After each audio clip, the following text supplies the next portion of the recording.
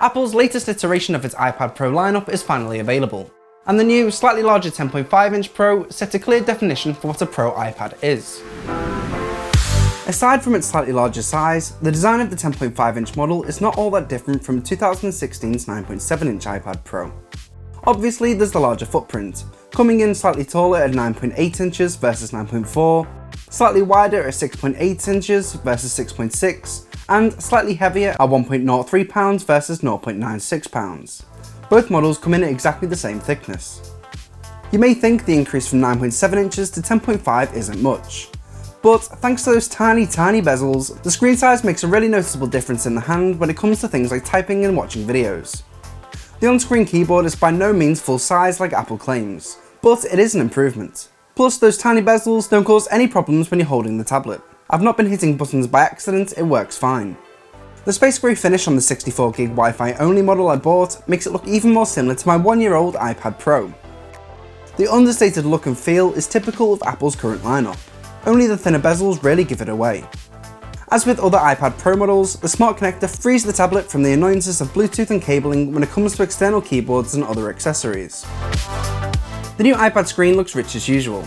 It's now brighter, coming in at 600 nits, boasts a slightly higher resolution of 2224 by 1668 at 264 pixels per inch, and it feels completely natural to use for every action. The screen simply feels buttery smooth thanks to Apple's new ProMotion technology. Introduced with this iPad iteration, ProMotion doubles previous screen refresh rates up to 120Hz. It also reduces the refresh rate when it's feasible to do so, for tasks like watching videos to match the frame rate or for writing and reading text, simultaneously increasing performance and battery life. Speaking of which, the battery life is great. I'm easily getting around 9 hours of use from a full charge. The screen has zero lag, no matter what I make the 10.5-inch iPad Pro do. Games, multitasking, crazy scrolling, it's perfect.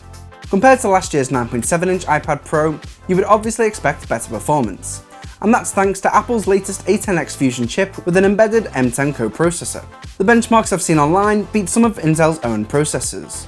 It's just ridiculously fast, more than most of us really need.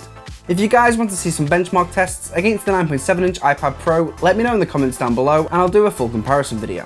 For everyday tasks, I can't see much of a speed difference, but if you're currently getting by with an iPad that's just a couple of years old, you might be surprised by just how lightning fast the new 10.5-inch iPad Pro feels in your hands and how pleasing it is to your eyes. The rear camera has been upgraded to the same 12-megapixel camera from the iPhone 7, including optical image stabilization, in case you're planning to use this as a camera, which I have no idea why you would. The front-facing camera has also been upgraded to a 7-megapixel shooter, making your giant iPad selfies look clearer than ever. Now, I'm no artist, but I still love using my Apple Pencil. Using it with the 10.5-inch iPad Pro feels like scrolling on a piece of paper with a magic marker. Once again, there's no lag to battle and plenty of performance to enjoy. In fact, the latency has been reduced to 20 milliseconds, which in the real world means it's closer than ever to writing and drawing on real paper. Running iOS 10, the new iPad Pro works magic on multitasking. I never get the feeling that the machine might be straining to pull off anything I ask of it in split view or slide over. Where the iPad Pro will truly come into its own though, is with the release of iOS 11 this fall. Upgrades for iOS 11 include the new Files app and drag and drop support for multitasking. If you'd like to find out everything that's new in iOS 11, check out my What's New video, which I'll link here. With this latest entry in the iPad Pro line, Apple finally sets a clear definition between the standard iPad and the Pro models. iPad Pro means better screens, better cameras, more speakers, the smart connector, support for Apple Pencil, and most importantly, blazing fast, incredibly powerful processors. If you're in the market for a new iPad, the question is, what are you going to use it for? It's now easier than ever to decide which iPad is right for you. Well, that's it for this video, but let me know in the comment section down below what you think of the new 10.5-inch iPad Pro. Will you be picking one up? Also, if you enjoyed this video or found it useful, go ahead and give it a thumbs up, and don't forget to hit subscribe so you don't miss a single video from Cult of Mac. I'll catch you in the next one.